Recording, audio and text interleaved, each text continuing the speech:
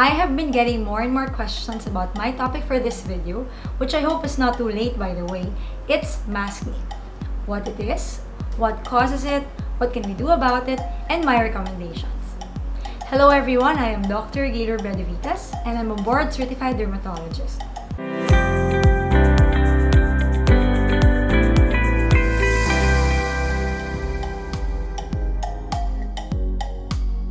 I try to post one video a week on anything and everything skin and skincare. So if you're into that, I invite you to click the subscribe button. I am also on Instagram and TikTok as @IreneGaile. Maskne is a new term coined during the 2020 COVID-19 pandemic. It refers to a subset of yung tinatawag namin na acne mechanica, used to describe the appearance of acne lesions on areas of the face in contact with or covered with masks and face shields. Maskne is not new, especially for healthcare practitioners like myself who need to wear personal protective equipment or PPE like our N95 masks, our gloves, and gowns, often for hours at a time to protect themselves from contracting diseases. In fact, in a survey conducted among healthcare practitioners in Singapore in 2006, sabi nila 35% na nag-wear ng N95 masks reported acne, facial itch, and rash. Fast forward to 2020, the ongoing pandemic, officially announced in March 2020, has resulted in sudden and drastic lifestyle changes. One of these is the need to wear masks, which resulted in a significant increase in acne flare-up. But this time, it's not only healthcare practitioners experiencing maskne, even non-healthcare practitioners were experiencing mild to moderate acne after wearing masks for more than 4 hours per day over 2 months. Now, para mas maintindihan natin ng mas malinaw how lesions of maskne form, it would be helpful to first know how acne happens in the first place. The understanding of how acne develops is continuously evolving, but the most important pathogenic factors are as follows. So, number 1, yung increase in oil or sebum production, which is stimulated by our hormones, particularly androgens. So when you combine this increase in oil production with yung tinatawag natin hyperkeratinization or yung pagpalit ng balat, nagkakaroon ng formation ng blackheads and whiteheads or what we call comedones because nagdidikit-dikit yung skin na nagpapalit because of the oil.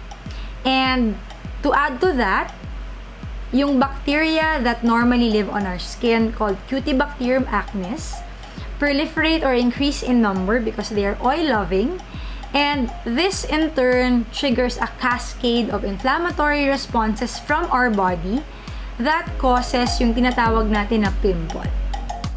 Acne, which results from using facial protective equipment gaya ng masks or face shield, is thought to be due to the following. Number 1, increased temperatures and humidity that facilitate the progression of acne due to proliferation of bacteria, and the partial occlusive effect of skin hydration and irritation on the upper parts of our oil glands.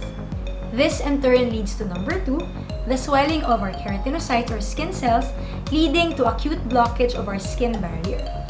Now, lesions of maskne include comedones, papules on the cheeks and nose, as well as nodules and cysts on the forehead, submaxillary, and neck region.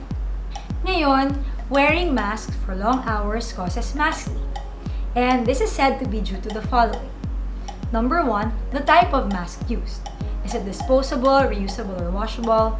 Is it made of cloth or synthetic fibers? It's important to consider fabric, textile, skin interactions that include factors like breathability, stickiness sensations, moisture saturation, and hygiene maintenance. Number 2, the microenvironment created on the skin within the area covered by the mask. Expired air and perspiration or pawis creates a warm and humid microenvironment that may cause an increase in oil production rate, which is said to increase by 10% for each 1 degree centigrade rise in temperature. And number 3, occlusion, friction, and local pressure on the skin can affect the pilosebaceous ducts or oil glands and disrupt or compromise the skin barrier function. And of course, number 4, individual factors like skin type, your habits and practices, and your exposures. Now, what can we do about it? Sa totoo lang, the most effective way para hindi na tayo magkaroon ng maskne is to discontinue wearing masks. But of course, alam naman nating lahat that this is not an option we can consider right now. The management of maskne includes the following. Number 1, moisturizers. Liberal use of moisturizers before and after using your facial protective equipment like masks, goggles, and face shields is recommended. Number 2, topical retinoids. Keratolytics and comedolytics such as your adapalene and tretinoin can help treat maskne. And number 3, topical antibiotics and antimicrobials which are useful para dun sa mga inflammatory lesions like your mild papules and pustules. And examples of these include your clindamycin, your erythromycin, and your benzoyl peroxide. To minimize the risk of developing maskne, I recommend the following. Apply a protective moisturizer to preserve your skin barrier and protect against friction and pressure. Ideally, one that also provides sun protection with at least an SPF 30 or a PA of ++. Avoid using makeup or irritating and drying ingredients on your face before putting on a mask. Minimize touching your face. Make sure that the mask you're using is clean. And when using washable or reusable masks, make sure that they have been washed with gentle cleansers or cleaned properly. And equally important is following a proper skincare routine. Properly clean your face before and after wearing masks using a gentle cleanser, one that cleans while preserving your skin's protective barrier made up of ceramides and natural lipids. It is recommended that you wash your face twice a day and after sweating. In the evening, I recommend double cleansing, which is, I'm sure alam na ng karamihan ito, cleaning the face twice using an oil-based cleanser and a water-based cleanser, or your gentle cleanser twice. Next, apply ingredients that restore, replenish, hydrate, and repair your skin, like your antioxidants, vitamin A, C, and E, and your anti-inflammatories like your niacinamide.